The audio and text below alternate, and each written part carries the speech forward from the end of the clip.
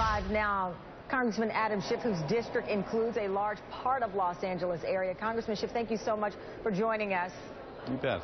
I should also note that you're the top Democrat on the House Intelligence Committee, and you've been receiving briefings on this investigation. With what you know now, and certainly... Tamron, I just lost the audio. I hope it'll come back, okay. But I did get a briefing yesterday. I expect to have additional briefings later today.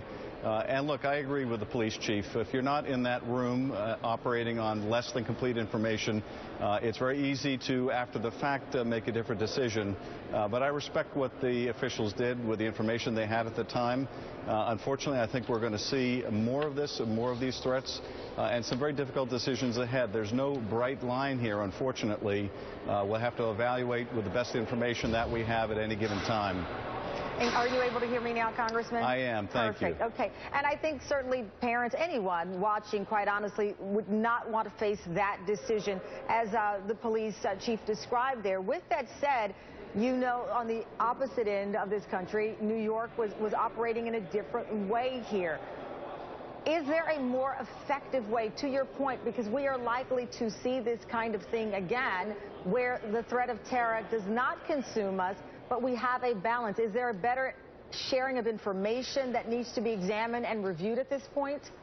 Well, I think that's exactly right. I think we do need to look at the flow of information and make sure that we're coordinating so that officials, local authorities, when they have to make these very painful decisions, they have the best information available at the time.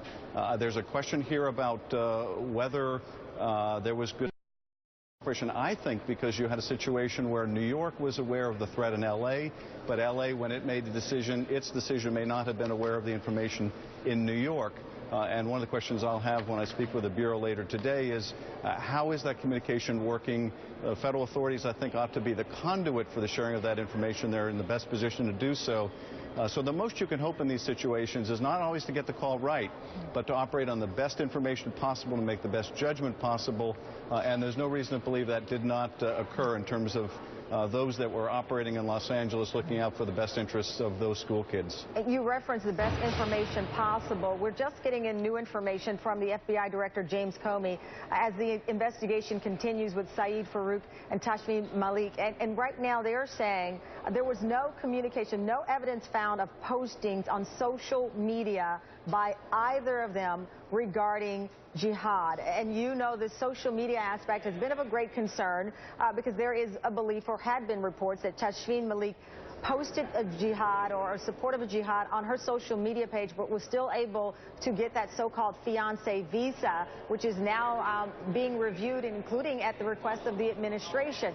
So now we're backtracking and still unclear of who this woman was, how she was radicalized, how she got in this country, and now we're learning from the FBI director these postings were not there.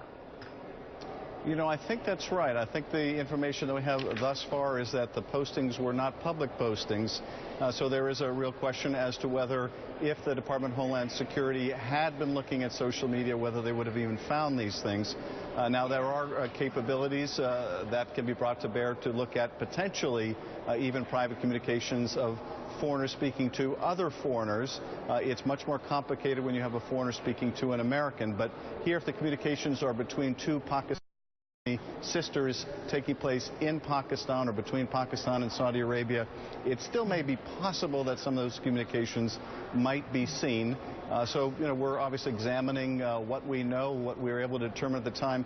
But even if it's the case that these were not public, they would not have been found, that doesn't mean we shouldn't re-examine the DHS process when it comes to these marriage or other visas, fiancé visas, because even though it may not have had an impact on this case, it may help protect us from other cases.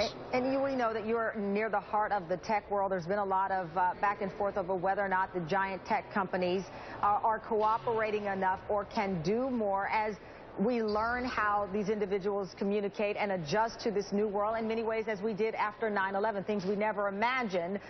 Our lawmakers had to make decisions about how to protect the American public. The internet came up in an interesting way in the presidential debate last night with Donald Trump saying, in a sense, that he would cut off half of the internet. Many see that as an extreme. But is there something more? Is there a larger push that you feel is necessary for Silicon Valley? Well, look, I think there are three issues that we're grappling with right now. One is this pervasive use of social media by these terrorist organizations and what role the tech companies ought to have in policing their own platforms. I don't think there's real consensus on that, or at least not as far as any kind of a government mandate on the tech companies. We obviously want to make sure that what we're doing is productive and gives the technology sector the right incentives. We don't want to disincentivize them from looking because they fear they're liable if they look and they see and they don't report. So that's a tough issue. The other issue is the encryption issue, and that has two components. It's the encryption of the device itself. So even in the cases, of the San Bernardino shooters or others, you may have a situation where you obtain a device, but you can't open it. That's one very difficult issue. And the other issue is when you capture communications in transit, if they're so well encrypted and there's no way to decrypt, you have that going dark problem. So that we're having good, I think, productive discussions with the technology sector, and those really need to continue. Congressman Adam Schiff, thank you so much for your time. We greatly appreciate it.